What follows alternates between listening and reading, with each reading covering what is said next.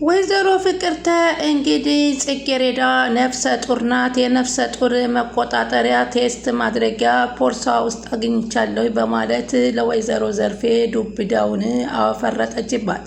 ወይዘሮ ዘርፌ ግባ ሰው መጣብኝ ብላ ግራ ገባት። ባለፈው የተነጋገርነውን ነገር ምን ወሰንሽ ስትላት ምኑን ነው የምወስነው በማለት ስትጠይቃት ነበር ይህን መርዶ የነገረቻት። እንዴ ባለፈው ተነጋግረናል እኮ በማለት ተነግራታለች። ትላንትና እኮ ከጽጌረዳ ክፍል ገብቼ ነበር፣ ግን በአንቺና እኔ መካከል ለማንም እንዳትናገሪ ስትላት ከዛ ምንድነው እቃ ፍለጋ ጠፍቶኝ ገብቼ ነበር እና እቃው ጠፋ እንዴ ብለው ነበረ ወይዘሮ ዘርፌ የደነገጡት። እቃ ሰረቀች ልትለኝ ነው ብለው እሳቸው ግን ከፖርሳቸው ውስጥ የእርግዝና ቴስት ማድረጊያ አውጥተው ይኸውልሽ ጉድሽ ፈላ ልጅሽ ነፍሰ ጡር ናት ሲሉ ሲነግሯት ወይዘሮ ዘርፌ የምትይዘውን አታ እንደ ማንኛውም እናት በቁሟ ተብረከረከች። ምን ነበረ ብላ የደነገጠችው ልጅ የነፍሰ ጡር ናት ነው የምትይ በማለት ስትጠይቃት አዎ የፈራ ነው ደረሰ፣ ስለዚህ ልጅሽ ነፍሰ ጡር ናት ስትላት ወይኔ ጉዴ ብላ ወገቧን ይዛ እንደ ማንኛውም ሰው ምጡን ተካሄደ። ተረጋጊ ስትላት ምኑን ተረጋጋኋት ይህንን ከምሰማ ብሞት ይሻላል በማለት ትላለች። እሱን ታዩና ወደ መፍትሄው ብንሄድ ይሻላል ቁጭ በይ አለቻት። እስኪ መፍትሄውን ንገሪኝ ምንድነው ልስማሽ በማለት ሲል እንደዚህ ብላ አሳድገናት እንዲህ ሆና ስትቀር ዝም ማለት አለብን። ስለዚህ እንድትረጋጋ መዳር አለብን። በጣም ጨዋ ሰው አንጀላታለሁ መዳር ለዛውም ለማትፈልገው ልጄን በዚህ እድሜዋ በማለት እና ታዲያ ልጅሽ በአይኗን እያየች ዲቃላውን ትውለደው ምን እያልሽ ነው? ትበላሽ እያልሽ ነው አለ። ይኸውልሽ አሁን እኔ ልንገርሽ፣ አሁን ያገኘሁላሊ በጣም ሀብታምና እድሜው በሰል ያለ ሰው ነው። ስለዚህ ዲቃላውን ከምትቀበይ ዲቃላውን ደብቀን ብትድሪ አይሻልሽም? ምን ውስጥ ነው የገባሁት ዛሬ ወይኔ በማለት ተጨናነቀ። መናገር ያለብኝን ተናግሬያለሁ ትላለች ወይዘሮ ፍቅርተ። ለልጅ ስትይ ይህንን ነገር አስቢበትና አድርጊው ስትላት ወይኔ እስኪ እሺ ለማንኛውም በደንብ አስበሽ ወስኚ፣ ለልጅ ስትይ ነውሯን መደበቅ አለብሽ። በዚህ ጊዜዋ በተማሪ ሰዓቷ እንደዚህ ስትሆን ምን ትያለሽ? ይህን ነገር ነውሯን ደግሞ አሸፋፍነን እንድራታለን ስትላት እናትም ልጇን ከጭኗ ላይ አስተኝታ ማታ በደክሟት የመጣውን ልጇን ለመምታትም እጇን እየቃጣይ ሆዷም እየራራ ምን አድርጋ ይሆን በማለት ስትላት እማዬ የሆነ ነገር ላስረዳሽ እፈልጋለሁ ተረጅኝም አንድ ነገር ልንገርሽ ስትላት ተነሺ እስኪ እስካሁን ያኮረፍሽ ነው እንደማዬ አለቻት። በቃ እሺ አንዴ ስሚኝ እስኪ ነገርኩሽ እኮ ተነሽና አራትሽን ቢና እኔ ደክሞኛል ልተኛበት ስትላት ጽጌረዳም በጣም ደነገጠ። እናትም ነገር አለሙን ከልጃቸው መረዳት ሲገባቸው ሽፍንፍን ብለው ሲተኙ ጽጌረዳ በጣም በሀሳብ ተከዘች። ሰላም ወደ ቻናሌ ተከታታዮች ሰላማችሁ በያላችሁበት ይብዛ። ለቻናሌ አዲስ የሆናችሁ ሰብስክራይብ፣ ላይክ፣ ሼር እያደረጋችሁ አበረታቱኝ። እንግዲህ ተወዳጁንና አስተማሪውን ማሳዛኙን ጽጌረዳን ቀጣይ ፓርቲ ይዘን መተናል። ወይዘሮ ፍቅርተ እንግዲህ ነገሩን ተያይዘውት ከጽጌረዳ ራስ ሊወርዱ አልቻሉም። ጽጌረዳን ነይማ እፈልግሻለሁ ደክሞኛል እግሬን አሻሽኝ በማለት እንግዲህ ይጠሯትና አንድ ማወቅ ያለብሽ ሚስጥር አለ ሲሏታል። ምንድነው ስትይውልሽ ይሄንን ነገር ለማንም ፍንትሽ ብለን እንዳትናገሪ በልጄ አስመላኛለች እናትሽ ግን ልጇ ስለሆንሽ ነው የምነግርሽ። ምንድነው ትዬ ምን ተፈጠረ በማለት ጽጌረዳ ትጠይቃለች። ያንቺን ሞራል ለመጠበቅ ሆና ነው እንጂ ያልነገረችሽ እናትሽ ካንዴም ሁለቴ ራሷን ልታጠፋ ሞክራ ነበር አንቺ ልጅ እያለሽ እና ምን አለችና ደነገጠች። ላንቺ ልጅ ስለነበርሽ ምንም አታስታውሽም። በዛን ሰዓት ሐኪም ቤት ወስጃት የአእምሮ ሐኪም ቤት ወስጃት ነው ዛሬ እንደዚህ ሆነ። የምርሽን ነው እትዬ አለች። እኔ አደራ ይህንን የምነግርሽ እናትሽ ላንቺ ምን ያህል ዋጋ ከፍላ እንዳሳደገችሽ እንጂ ይህ ሚስጥር ካንቺና እኔ እንዳይወጣ። ሌላው ደግሞ ማወቅ ያለብሽ ነገር እናትሽ የነገረችሽን ነገር እምቢና የሚያሳዝን ነገር እንዳታደርጊ ራሷን ታጠፋብሻለች በማለት ታስጠነቅቃታለች። እሺ በቃ ገብቶኛል ጽጌረዳ ከኔና ካንቺ ሚስጥሩ መውጣት የለበትም አለቻት። አረ ችግር የለም ማንም አያውቀውም አለች። ምክንያቱም እንግዲህ እናቷ ይሄንን አግቢ እንኳ ብላ ሰውየውን ብትወስንባት እምቢ ሳትል ሳታቅማማ እንድታገባ የፈጠረችው ምክንያት ነው ወይዘሮ ፍቅርተ። እንግዲህ እሷም ጽጌረዳ ወደ ትምህርት ቤት እየሄደች አበባ እየቀነጠረች ነበርና ድንገት አንድ ልጅ ደረሰና ባለፈው ዋሊያዬን አግኝተሽልኝ ነበረ፣ እባክሽ የኤቲኤም ካርዶችና መታወቂያዎች አሉኝ እንድትሰጪኝ እፈልጋለሁ በማለት ቆሞ ላስቸግርሽ ያለ ሲያናግራት፣ አረ ችግር የለውም እመልስልሃለሁ አስቀምጬልሃለሁ እያለች ስትል የጽጌረዳ እናት ሽንኩርት ቲማቲም ልገዛ ሂዳ ድንገት ስታየው ሁለተኛ ልጅ አጠገብ እንዳላይህ በማለት ስታፈጥበት ጽጌረዳ ትደነግጣለች። እሷን የምትወዳት ቢሆን ኑሮ አንተ የልጅህን ስልክ አታነሳም ነበር አለችው። ጎረምሳሽን ስለተናገርኩብሽ ነው? ኧረ እናቴ እባክሽ ተረጂ፣ በእናትሽ እንደሱ አይደለም ተረጋጊ በማለት ብትናገርም እሱም ግራ ተጋባና ነገርኩ ሁለተኛ ልጅ አጠገብ እንዳላገኝህ ብላ እጁን ቀስራ አስታስፈራ። ምንድን ነው እየሆነ ያለው በማለት ሲነግር እማዬ እስኪ ቆይ ቢላትም እሷ ነብዩ መስሏት ነው ይህን ልጅ እየወረደችበት።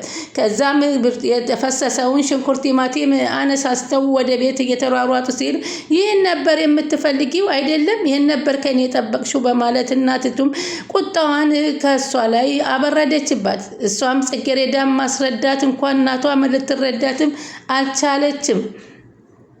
እናት ግን አላስችላታልና በተኛችበት ጽጌረዳን ስማ ስቅስቅ ብላ ማልቀሱን ታይዘዋለች።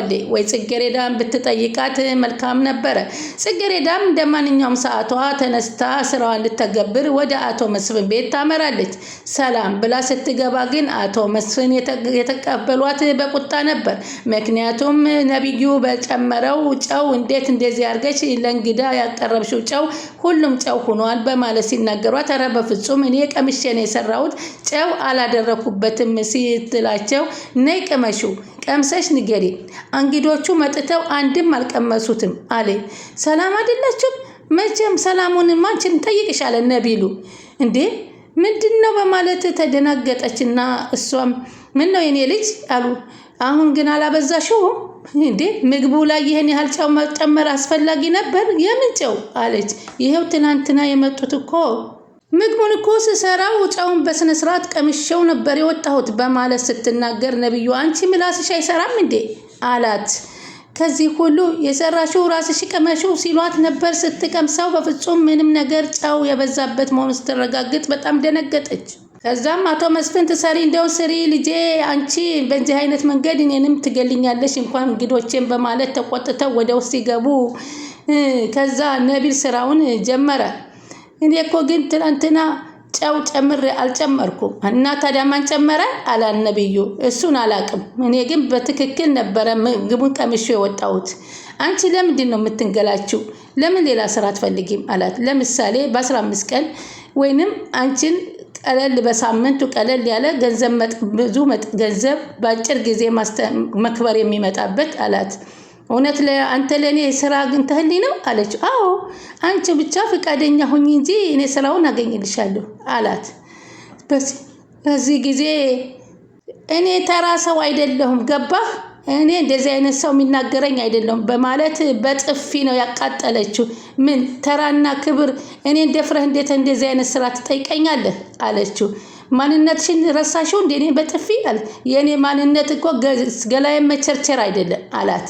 ለዚህ ነገር እጥፍ ትከፍያታለሽ በማለት ገላዬን ልቸርችር ነው የምትለኝ? ታዲያ አንተ እንደ ሴት ነገር መጎንጎን ነው የምታውቀው። እኔን ይሄን ጊዜ ይሄንን እጅህን እኔን ለመምታት ሳይሆን እኔ የምሰራው ወጥ ላይ ጨው ለመጨመር ተጠቀምበት ብላ እሷ ጨው እንደጨመረችበት ነገረች። ዛሬም እሰራልሻለሁ እኔ ነብዩ አይደለሁም በማለት ይፎክርበታል። ስማ ሌላ ስራ ያንተ አባት ቤት ስራ ቢቀር እኮ ሌላ ስራ አገኛለሁ፣ ሀብታሙ ያንተ አባት ብቻ አይደለም አለው። ከዚህ በኋላ ደግሞ ጨው መጨመር አትችልም፣ ምክንያቱም ከዚህ በኋላ የምሰራውን ምግብ በፍጹም ጨው ሳልጨምር ነው የምሰራበት። እዛ በኋላ ግን አንተ እንደሆንክ የጨመርከው ይታወቅብሃል በማለት ስትለው በጣም በተበሳጨ ተናደደ። የሚይዘውን የሚጨብጠውን አጣ ነብዩ። በብስጭትም ተነስቶ እሷም ወጥታ ወደ ትምህርት ቤት ገበታዋ ሄደች። እሱም እየተናደደ ለመኮንን ሲነግረው ለምን ከነካቴው አትተዋትም እሷን እባክህ በማለት ይጠይቀዋል። እና ምን ለማለት ፈልገህ ነው እንዴ? እኔ በክብሬ ሲመጡብኝ ማንንም አልደራደርም አለ። እና እያረክ ያለው ነገር እኮ አንተን የሚወጥና አይደለም ስትል ድንገት ጽጌረዳ ትደርሳለች። እማታለው ሲል እኔ መነጋገር ካለባችሁ የፊት ተነጋገሩ። እስኪ ተው ሊነካኝ ነው አለ። ቆይታ ያለሽ በቅርቡ ምን እንደማደርገሽ ታውቂያለሽ አላት። ስሚ እስካሁን ያደረኩሽ ነገር ሁሉ ቀላል ነው አለው። አንተ እኮ ቀጣሪ እንጂ ፈጣሪ አይደለህም አለችው። ምን ታደርገኛለህ? መቼም ለሞ ተንበርክከሽ ይቅርታ ትጠይቅኛለሽ ስላት መቼም አላደርገውም ስትለው ዋጋሽን አሰጥሻለሁ ጠብቂ ያለ። አንተ ተረጋጋ አለው መኮንን። ተረጋጋ አትበለኝ በማለት ሲሄድ መኮንን ደግሞ እቺ ልጅ ጫፏን ንካትና እኔ አንተን አሳያለሁ በማለት ዋጋህን ነው የምሰጥ በማለት መኮንን በንዴት እንግዲህ መልሶለታል። አሁን ጠበቃዋ መኮንን ለጽጌረዳ ከጎኗ እንዳለ እያስረዳት ጽጌረዳ ከትምህርት ቤት እንደገና ወጥታ ስትሄድ ያንን ልጁን እናቱ የሰደበችባትን ልጅ ሞገስ ብላ ታገኘዋለች። አልሰማኝም እንዴ አንተን በመጥራት እኮ ደከመኝ ትለዋለች። ሄርፎን አርጌ ከጆሮዬ አልሰማውሽም አላት። ምንም ችግር የለውም ለትላንትናው እናቴ ለተናገረች ነገር ይቅርታ ልጠይቅ ነው። ችግር የለም ግን እናትሽ ተረጋጉ። ችግሩ ክብደት የተሸከመው ሰው ነው። ከእናቴ ጋራ የተወሰነ አለመግባባት ተፈጥሮ ነው። ይቅርታ አድርግላት። እናቴን በቅርቡ መታ ይቅርታ ትልሃለች።